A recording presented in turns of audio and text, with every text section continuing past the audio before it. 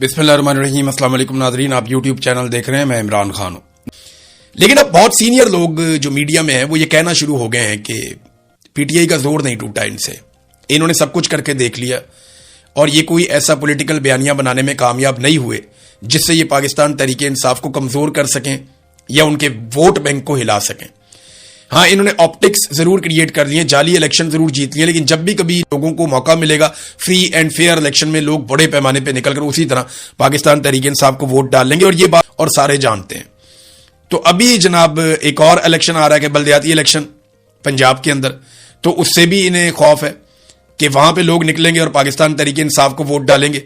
Public पे छोड़ दिया और इलेक्शन कमीशन के ऊपर दबाव ना डाला जाली फॉर्म 47 के लिए, तो पूरी की पूरी पीएमएलएन, उनकी लीडरशिप नवाज शरीफ से लेकर नीचे तक सारे के सारे बुरी तरह एक्सपोज हो जाएंगे, जैसे 2024 में 8 फरवरी के इलेक्शन में ये लोग एक्सपोज हो गए थे। नादरीन, अब सुहेल अफरीदी साहब ने एक स्टेटमेंट दिया है और एक सख्त स्टेटमेंट है उनकी तरफ से, क्योंकि 5 अगस्त करीब आ रही है। अगर तो 5 अगस्त का मोमेंटम बनाना है तो पाकिस्तान तहरीक इंसाफ को वो अनाउंसमेंट करनी चाहिए थी जो उनके इंटरनल मीटिंग में डिस्कस हुई थी। मुझे ये इंफॉर्मेशन मिली थी कि पाकिस्तान तहरीक इंसाफ में ये डिबेट हुई थी कि 5 अगस्त को मुल्क गिर एहतजाज किया जाए, 5 अगस्त को पूरे मुल्क को निकाला जाए और फैसला कुन एक लॉन्ग मार्च किया जाए, और इस किस्म की तजावीज आ रही थी। लेकिन फिर अचानक से सारा कुछ अवेपोरेट हो गया, सब खामोश हो गए, ये खबरें कहीं दब गई, किसी ने अनाउंसमेंट भी नहीं की। मेरे ख्याल में आखिरी दिनों में अनाउंसमेंट करेंगे, चंद दिन पहले, जब तैयारी का वक्त नहीं बचेगा।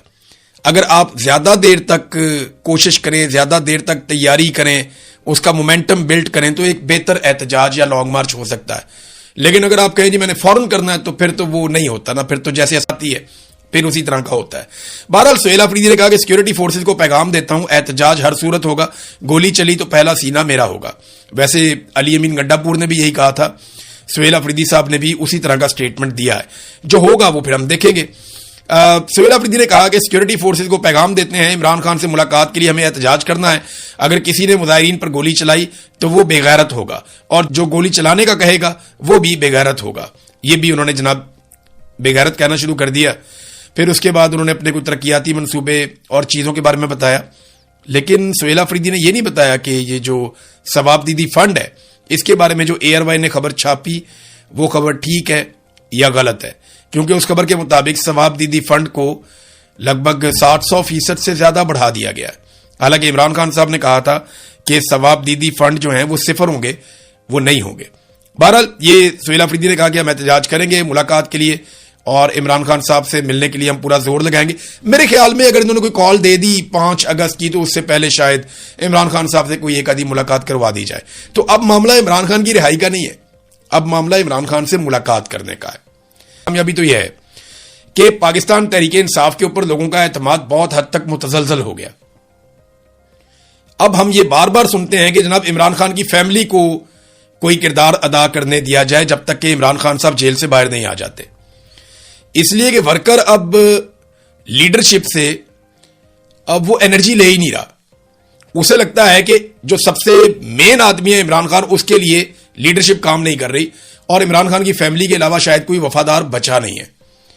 ये अब कारकुनों के अंदर सोच पैदा हो गई और अब ये मुतालबा भी आपको सोशल मीडिया पे नजर आता है। अच्छे खासे पाकिस्तान तहरीक इंसाफ के लीडर्स हैं जो कह रहे हैं कि इमरान खान साहब की फैमिली को आगे किया जाए और वो एहतजाज को लीड करें जब तक इमरान खान बाहर नहीं आ जाते। अब इस किस्म की बातें जो हैं वो इमरान खान साहब की पार्टी के अंदर से हो रही हैं और कारकुन इसके ऊपर बड़ा जोर भी दे रहे हैं। कामयाबी है कि एक तो उन्होंने लीडरशिप को काफी मुतनाज़ कर दिया, और दूसरा उनकी कामयाबी यह है कि लीडरशिप के जो मुतालबात थे वो इमरान खान साहब की रिहाई, उनकी आजादी, उनके ऊपर जाली मुकदमात का खात्मा, मैंडेट की वापसी, इन चीजों से हटकर वो यहां तक आ गए कि जनाब इमरान खान साहब को अस्पताल ले जाएं और जनाब आप हमारी इमरान खान साहब से एक मुलाकात करवा दें।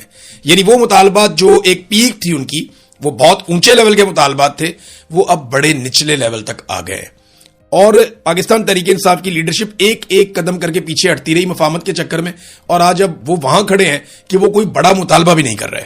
नादरीन, अमेरिका और ईरान के मुज़ाकरात अब कतर में शुरू होने जा रहे हैं। ये एक बड़ी डेवलपमेंट है और इसमें जो खबर है मेरे पास वो ये है कि अमेरिका ने और ईरान ने एक दूसरे के ऊपर दोबारा से हमला किया और उसके बाद दोहा के अंदर اب مذاکرات ہوں گے امریکہ کے اور ایران کے، اور یہ براہ راست مذاکرات ہوں گے، اور ایک ہاٹ لائن بھی قائم کی جائے گی امریکہ کی اور ایران کی فورسز کے بیچ میں، یعنی ان دونوں فوجوں کے بیچ میں ایک ہاٹ لائن قائم کی جائے گی تاکہ کسی بھی ہنگامی صورتحال میں جوابی حملہ کرنے سے پہلے یہ ایک دوسرے سے رابطہ کر کے پوچھ لیں کہ جناب یہ کام آپ نے کیا ہے یا کوئی تیسرا کر گیا.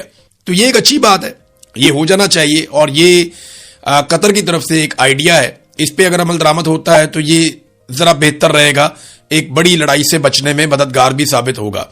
دو چیزیں ہیں جہاں پہ ساری اٹینشن ہے. نمبر ایک ایران کا جو ایٹامک پروگرام ہے اس کے اوپر بات ہوگی، اور نمبر دو جو ہے وہ آبنہ ہرمز کو کس طریقے سے اور کیسے کھولنا ہے اس کے اوپر بھی، یا کھلا کیسے رکھنا ہے، اس کا فیوچر کیا ہوگا اس کے اوپر بات چیت ہوگی.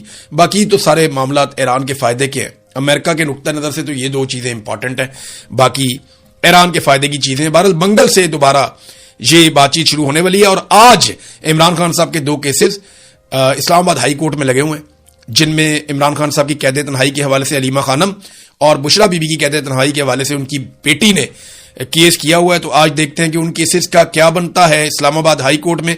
ویسے تو عدالت سے جو ہے وہ 26ویں اور 27ویں آئینی ترمیم کے بعد کسی قسم کے انصاف کی توقع نہیں ہے. وہ اب ایک قانون لے کر آ رہی ہے جو ان کا من پسند قانون ہے.